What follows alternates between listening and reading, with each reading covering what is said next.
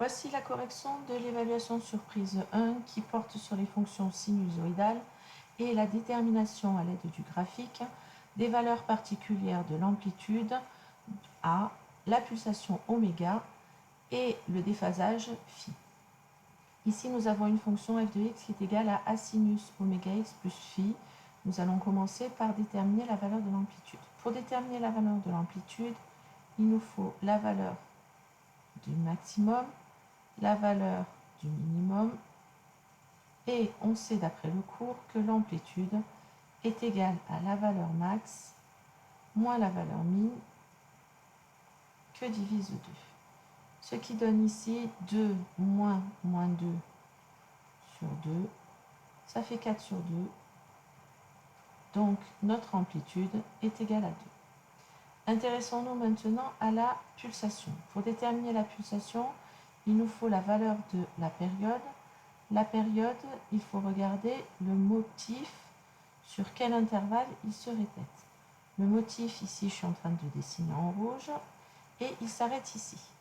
La longueur de cet intervalle sur lequel on a notre motif correspond à la période, et donc notre période pour cette fonction est égale à pi. On voit que c'est la longueur de ceci.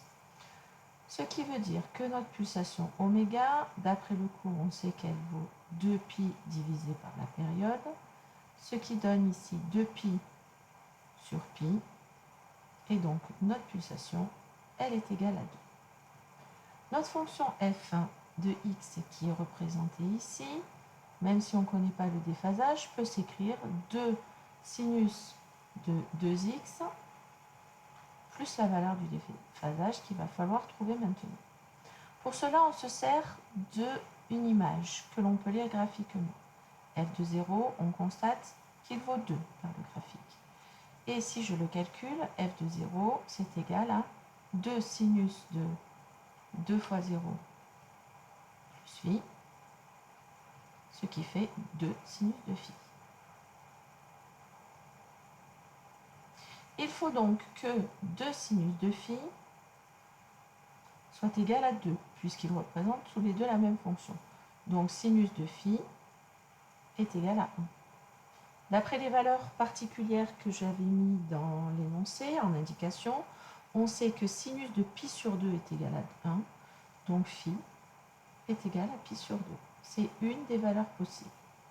En conclusion, notre fonction f de x qui est représentée, elle est égale à 2 sinus de 2x plus pi sur 2. Passons maintenant au sujet B. Le sujet B, c'est un énoncé quasiment identique. Donc je commence avec l'amplitude. L'amplitude, il me faut donc la valeur maximale. La valeur minimale, elle est ici. Et donc l'amplitude, toujours donnée par max moins min que divise 2, nous donne 3 moins 3 sur 2, ce qui fait 6 sur 2, ce qui fait 3. Pour la période, pour la pulsation, il nous faut la période. Donc, comme précédemment, je représente ici le motif de ma fonction qui se répète sur la période.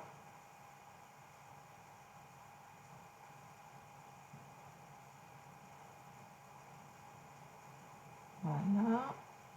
Donc ici, mon motif se répète. Donc ici, ça veut dire que j'ai la période t, que t, graphiquement, on constate que c'est pi sur 2.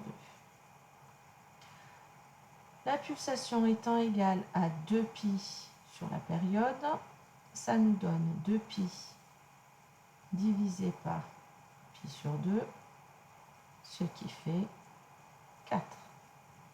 Notre fonction f qui est représentée ici est donc de la forme f de x égale 3 cosinus de 4x plus notre déphasage que l'on ne connaît pas. Si je me sers de l'image de 0, f de 0, graphiquement on constate que c'est moins 3. Et par le calcul, f de 0 conduit à 3 cosinus de 4 fois 0 plus phi, c'est-à-dire 3 cosinus de phi. Les deux valeurs doivent être égales, donc 3 cosinus de phi doit être égal à moins 3, c'est-à-dire que cosinus de phi est égal à moins 1. D'après les indications que j'avais données dans le contrôle, cosinus de pi est égal à moins 1. Donc une valeur possible pour phi et la valeur pi. On conclut donc que notre fonction f qui est représentée ici est de la forme 3 cosinus de 4x plus pi. Voilà, j'espère que cette vidéo vous aura permis de comprendre vos erreurs et de vous corriger. N'hésitez pas à me poser des questions si vous avez besoin d'aide supplémentaire.